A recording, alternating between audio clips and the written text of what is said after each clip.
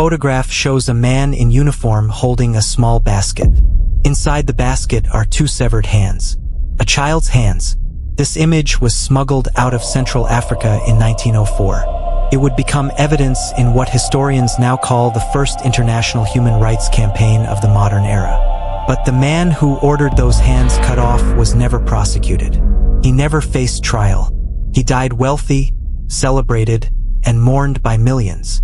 His name was Leopold II, King of Belgium. By 1908, he was the richest monarch in Europe. The money came from a place called the Congo Free State. It wasn't free, and it wasn't a state. It was a slave empire disguised as a charity. In the basement archives of the Belgian royal palace, there's a leather-bound ledger marked Personal Accounts, Congo Revenue, 1885 to 1908. The numbers are staggering. Adjusted for inflation, Leopold extracted over $2 billion from the Congo. In today's money, that ledger was supposed to be destroyed. It survived by accident. Most of the evidence didn't. George Washington Williams stepped off the steamboat at Boma on February 12, 1890. He was 39 years old, a veteran journalist, and one of the first African Americans to visit the Congo Free State as a correspondent. Williams had come to write about Leopold's great humanitarian project. The king had promised to civilize Africa, end the slave trade, and bring Christianity to the continent. European newspapers called it the most noble colonial enterprise in history. Williams lasted 6 months. On July 18, 1890, he sat down to write what would become the first documented accusation of genocide in Africa. His letter to Leopold began simply, "Your Majesty's government has been, and is now, guilty of waging unjust and cruel wars against natives, of maltreating women and children, of capturing and selling slaves, of killing defenseless people, and of building its government upon forced and unpaid labor." Williams called it a crime against humanity. He had invented the phrase. But Williams was writing from Zanzibar, 2,000 miles from Belgium. His letter would take months to reach Europe. And by then, Leopold's propaganda machine was already spinning a different story. The machine was run by a man named Henry Morton Stanley. You might know him as the explorer who found Dr. Livingstone. But Stanley's real talent wasn't exploration. It was marketing. In 1876, Stanley published a book called Through the Dark Continent. It painted Central Africa as a savage wilderness waiting for European salvation. The book became a bestseller. It also became Leopold's business plan. Leopold had a problem. Belgium was a small country.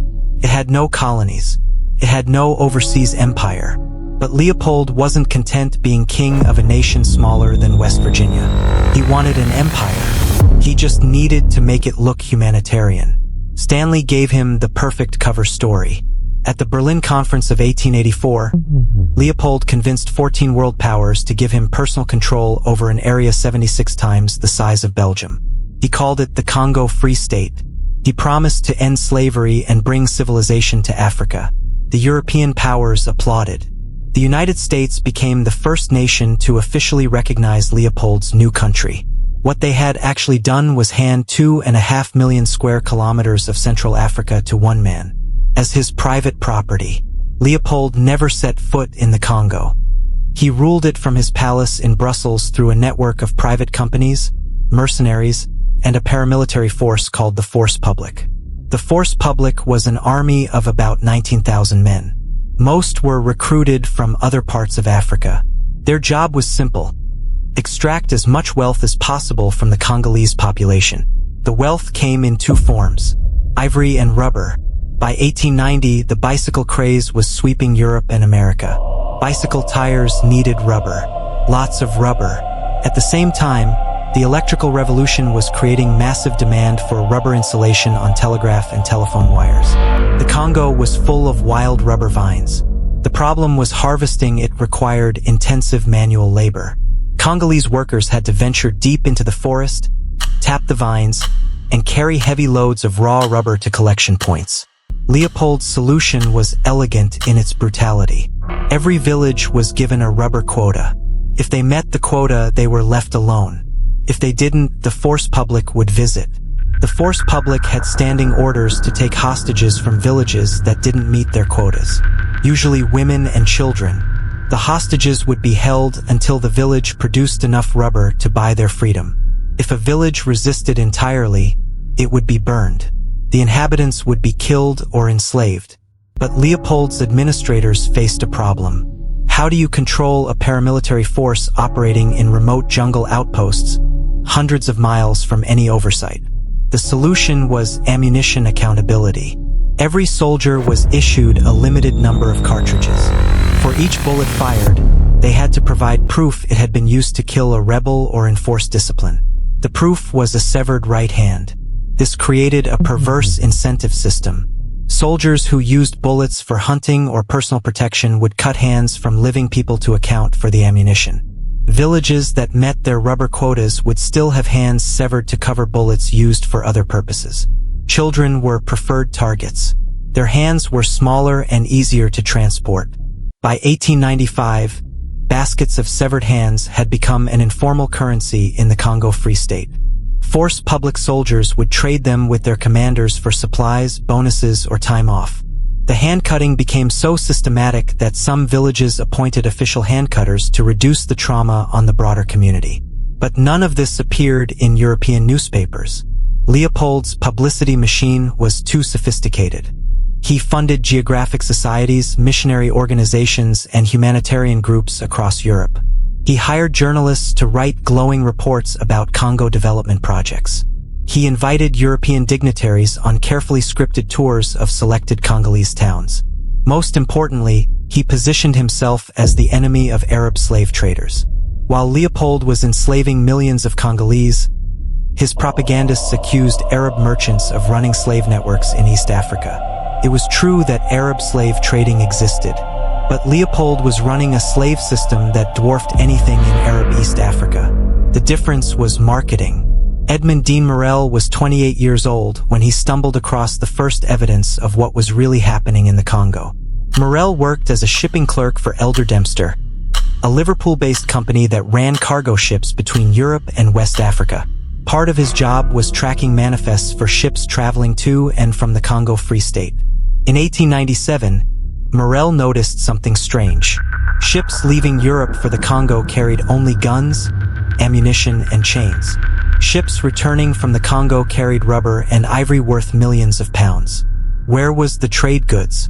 Where were the European products being sold to Congolese merchants in exchange for rubber and ivory? There weren't any. Morel realized the rubber and ivory were being extracted through force, not trade. The guns and chains were tools of enslavement, not commerce. He started keeping detailed records, ship manifests, cargo inventories, financial documents. By 1900, he had documented a clear pattern of exploitation. But Morel was a shipping clerk. Who would believe him? He needed allies, preferably allies with credibility and political connections. Roger Casement was already famous when Morel approached him in 1903. Casement was a British diplomat who had exposed brutal labor conditions in Peru. He was respected, well-connected, and trusted by the Foreign Office. More importantly, Casement had spent time in the Congo. In 1903, the British Foreign Office sent Casement to investigate reports of abuse in the Congo Free State. Leopold couldn't refuse the investigation without looking suspicious. But he was confident his administrators could manage a diplomatic tour. They couldn't. Casement was an experienced investigator. He spoke several African languages, and he didn't follow the official itinerary. Instead, Casement traveled to remote villages throughout the Congo Basin. He interviewed hundreds of Congolese witnesses. He documented atrocities in meticulous detail. His official report, published in 1904, was devastating. Casement described systematic murder, mutilation, rape, and enslavement. He documented the hand-cutting policy. He provided names, dates, and locations. Most importantly, he included photographs. The photographs were undeniable. Images of Congolese children with severed hands, men with their feet cut off, women who had been whipped to death. One photograph showed a man named Nsala sitting next to a small bundle. The bundle contained the severed hand and foot of his 5-year-old daughter. She had been killed by forced public soldiers because her village's rubber quota was short. The photograph was published in newspapers across Europe and America. It became the iconic image of Congo atrocities. But Leopold wasn't finished. He had one more card to play. In 1905, Leopold established the Commission for the Protection of the Natives. It was staffed entirely by his appointees. Its job was to investigate allegations of abuse and prove they were exaggerated. The commission spent 2 years interviewing witnesses and reviewing evidence. In 1907, they published their findings. Even Leopold's own investigators couldn't deny the atrocities. The commission confirmed systematic mutilation, murder, and enslavement throughout the Congo Free State. But they blamed individual administrators, not Leopold's system. They recommended reforms, not regime change. Leopold accepted the recommendations graciously. He promised to implement immediate changes. He positioned himself as a humanitarian leader who had been betrayed by rogue subordinates. It was a masterful performance, but it was too late. Morel and Casement had built an international coalition demanding Leopold's removal from the Congo. The Congo Reform Association included members of parliament, religious leaders, journalists, and celebrities from across Europe and America. Mark Twain wrote a satirical essay called King Leopold's Soliloquy that mocked the king's humanitarian claims. Arthur Conan Doyle published The Crime of the Congo, which documented the atrocities in detail. By 1908, Leopold was facing economic boycotts, diplomatic pressure, and public protests across Europe. More importantly, he was running out of money. The rubber boom was ending. Plantations in Asia were producing cheaper rubber than wild harvesting in the Congo. Leopold's revenue streams were collapsing. On November 15, 1908, Leopold signed a treaty transferring control of the Congo Free State to the Belgian government. Belgium would pay Leopold's debts and provide him with a substantial retirement package. The treaty included a clause requiring Belgium to honor Leopold's legitimate financial claims against the Congo. Those claims totaled 50 million francs. In today's money, that's about $200 million. Belgium paid. Leopold kept the money. He also kept most of his Congo profits. By the time he died in 1909, Leopold had successfully transferred billions of dollars worth of Congo wealth into European banks, real estate, and investments. The Belgian government inherited a colony that had been stripped of its most valuable resources. The Congolese people inherited nothing. But the story doesn't end with Leopold's death. The system he created outlasted him.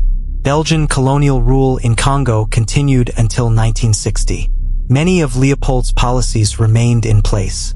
Forced labor, resource extraction, and racial segregation defined Belgian Congo for another 50 years. When Congo finally gained independence, it had almost no infrastructure, no educated political class, and no functioning economy outside of mining. The first democratically elected prime minister, Patrice Lumumba, lasted 2 months before being assassinated in a CIA-backed coup. Congo has been politically unstable ever since. It remains one of the poorest countries in the world despite having some of the richest mineral deposits on Earth. Leopold's Congo genocide killed an estimated 10 million people. That's roughly half the population of the Congo Basin in 1885. It ranks among the worst genocides in human history, but it's barely taught in European schools. Belgium didn't officially apologize for colonial atrocities until 2020.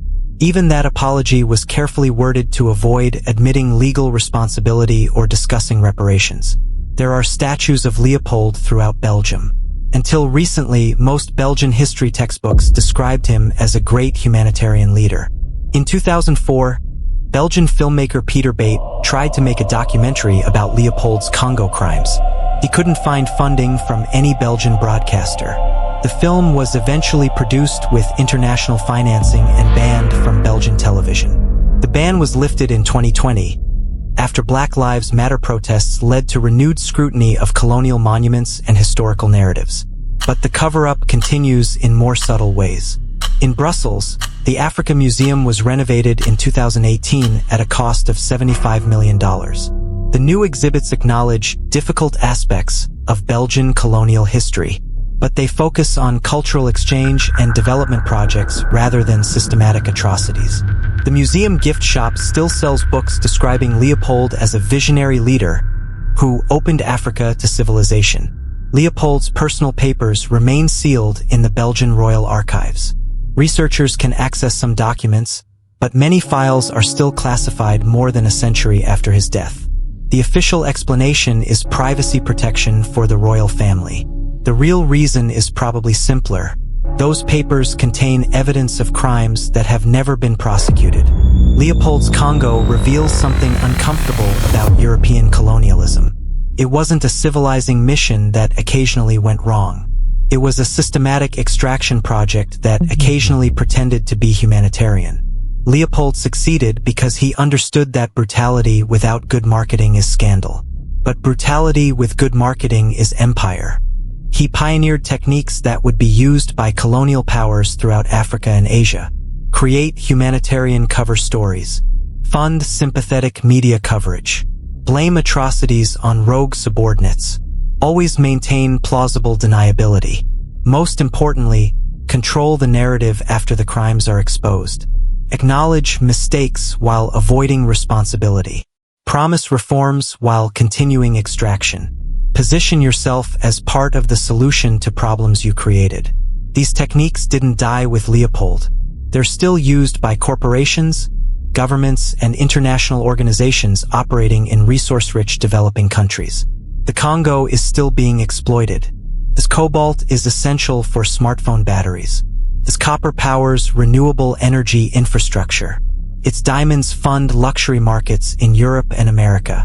The extraction companies are mostly European and American. The profits flow to shareholders in wealthy countries.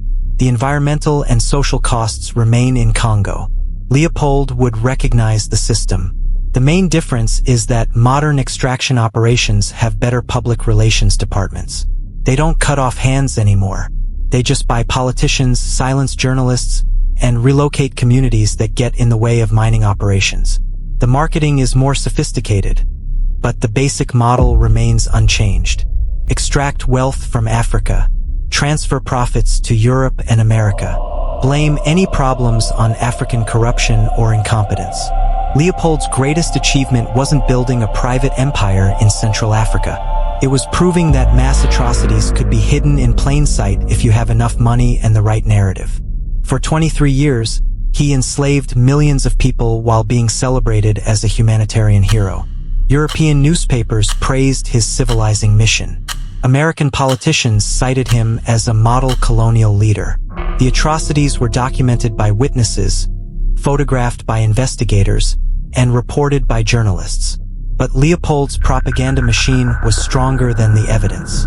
That's the real lesson of the Congo Free State. Truth isn't enough to stop atrocities. You need organized opposition, sustained pressure, and alternative narratives that are more compelling than the official story. Morel and Casement succeeded because they didn't just document crimes. They built a movement. They created political pressure. They offered European audiences a different story about what was happening in Africa. Their campaign worked because it appealed to European moral sensibilities while avoiding direct challenges to European colonialism. They positioned Leopold as a rogue operator who had betrayed colonial ideals, not as a representative of colonial practice. It was a strategic compromise that saved millions of Congolese lives while preserving the broader colonial system. But compromise has costs. By focusing exclusively on Leopold's personal crimes, the reform movement avoided larger questions about colonial extraction and racial exploitation. Belgian rule in Congo continued for another 50 years. Other European powers maintained their African colonies well into the 1960s. The basic structure of colonial exploitation was preserved by removing its most visible representative. Leopold became a scapegoat for a system he had personified but not created. Today, most people who know about Leopold's crimes think they represent an aberration in colonial history, the exception that proves the rule about European humanitarian missions in Africa. The reality is more disturbing. Leopold's Congo was an extreme version of something much more common. European colonialism was always about extraction. The humanitarian rhetoric was always marketing. Leopold's mistake wasn't being too brutal. It was being too visible. Modern extraction operations have learned from his example. They maintain lower profiles, use local intermediaries, and avoid systematic atrocities that generate international attention. But they're still extracting wealth from Africa. They're still transferring profits to wealthy countries. They're still leaving environmental and social costs for African communities to bear. The main difference is that nobody calls it colonialism anymore. Leopold understood something that modern power brokers still understand. Most people don't pay attention to atrocities happening far away to people who don't look like them. If you can control the narrative, you can commit almost any crime and escape accountability. Leopold controlled the narrative for 23 years. He might have controlled it forever if a few dedicated investigators hadn't decided that truth was more important than comfort. George Washington Williams died in poverty in 1891, less than a year after exposing Leopold's crimes. His reports were ignored by most American newspapers. Edmund Morel spent his life savings fighting Leopold's Congo system. He was imprisoned during World War I for opposing British colonial policies. Roger Casement was executed by the British government in 1916 for supporting Irish independence. His Congo reports were suppressed for decades after his death. All three men sacrificed their careers, their reputations, and ultimately their lives to expose atrocities that most people preferred to ignore. They succeeded in stopping Leopold, but they couldn't stop the system that created him. That system is still operating. It's more sophisticated now, better hidden, and much more profitable.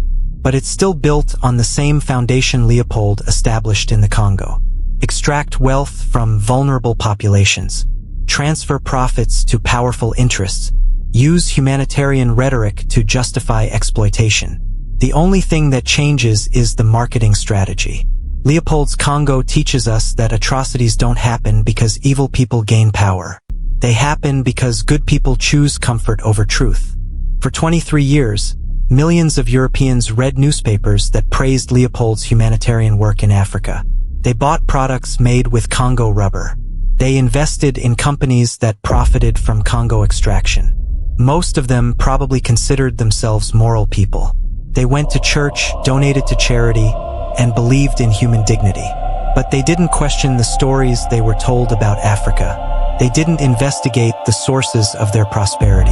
They didn't demand accountability from their leaders. Their passivity enabled genocide. Leopold succeeded because he understood that most people don't want to know uncomfortable truths about systems that benefit them. Modern extraction operations understand the same thing. They count on public indifference, media distraction, and political corruption to maintain profitable operations in vulnerable countries. They succeed for the same reason Leopold succeeded, because most people in wealthy countries prefer comfortable lies to disturbing truths. The Congo is still being exploited. The profits still flow to wealthy countries. The costs are still borne by African communities. The main difference is that now we have smartphones to distract us from thinking about where the cobalt comes from. Leopold would be proud of how efficiently the system operates today. No severed hands required. Just willful ignorance, systematic indifference, and very good public relations. If you've made it this far, comment the word severed. We'll know you're one of the few who still pays attention.